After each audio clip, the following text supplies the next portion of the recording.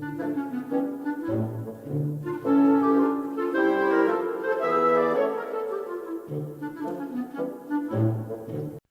morning. It's August 11th, a Tuesday. And a few days ago, the president went on a signing binge. He signed 4 executive orders that are supposed to replace the CARES Act or the HEALS Act or whatever they call it. So let's review some of these executive orders.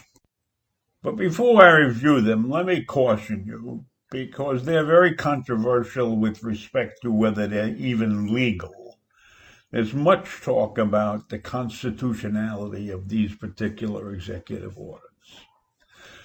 So I don't know what will happen. We'll just have to wait and see. But there is action that has to be taken in order to execute these orders, and we'll talk about that. Okay?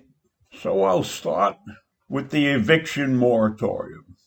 This is supposed to put a hold on any household that can't pay their rent and prevent an eviction. But that's not exactly what this executive order says. This executive order gives instructions to the CDC and some other departments to step in and halt an eviction if a landlord chooses to evict. It does not say you cannot evict, you will not evict. It says that the CDC has to take action, or some other government agent has to take action to prevent the eviction, to say that this eviction is not valid. So it's sort of a two-step process.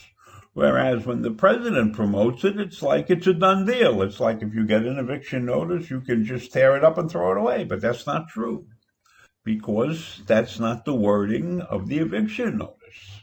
The eviction notice moratorium clearly states that it's in the hands of a different division, a different entity. And so there's not a moratorium, so to speak, because the CDC or whatever other organization is listed in this thing has to step forward and say, you cannot evict anybody.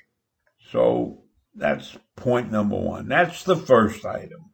Now, the second item that I'd like to mention is the $400 unemployment benefit. Now, on a straightforward thing, we would believe that the federal government is going to give $400 to all those people who earn under $100,000 a year. But that's also not the case. In the $400, the federal government is only willing to pay $300. They have asked the state unemployment insurance people to pay $100. But here's the kicker. In order for them to get the $300, the governors have to request that the federal government come in and pay the $300. And then the federal government is going to hold the state responsible for certain other payments for the other $100. So it's a very convoluted approach to the problem. The state has to request that the federal government give them the money. Now, one of the portions of the bill that was presented by Congress was asking for money for the states because they were going bankrupt. And categorically, the Republicans fought against giving states and localities any federal money. So now they put out a bill, an executive order, that requires the state to request the $300 and then expects the state to fork over $100. But the states don't have that money. The states are laying off people. The states don't know what to do. They haven't gotten any federal money. So why would you make up a rule, $400 and the states must pay $100, when you really only want to pay $300? Why don't you just come out and say, federal government is only going to pay $300? And on top of having to request the $300, the states are claiming that they have to redesign their unemployment insurance systems in order to accommodate this. As a former technologist, I will come out and say this straightforward. There's no reason to redesign the system to accommodate this simple requirement. It's a disgrace. And then there's the executive order that deals with the payroll tax deferral. I'm calling it a deferral because it's not a given that it's going to be exonerated, that it's not going to have to be repaid. It definitely will have to be repaid in some way, shape, or form.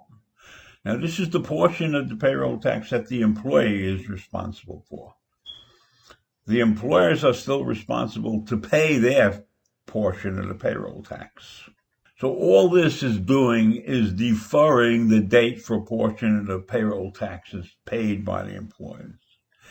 And it isn't clear what's going to happen in the long run, because one thing that Trump said was that if he was reelected, then in 2021, he might decide to waive the payroll taxes. He didn't definitely say as an election campaign item, I'm going to revoke the payroll tax payment that you all owe. He just said he might do something about it in 2021. So meanwhile, you may get that money in your payroll, but you may have to pay it all back. So if I was working, I don't know if I would spend that money. I might stash it somewhere because I hope I don't have to pay it back. But all in all, it's not really clear what that's going to do for us in the long run. And last but not least is dealing with the student loan. Well, the interest on student loans has been deferred until December 31st, 2020. Now, here's the catch. That only refers to the student loans that are held by the government. If a student loan is held by a bank, you're still responsible for the interest. That's very simple. So that's a quick recap on the 4 executive orders. Well, actually, only one of them was really an order. The 3 of them were memoranda. But in any event, they were issued. And so I think that's enough for today. That's enough to twist your mind. It's twisted mine. So I will say goodbye. See you in the morning.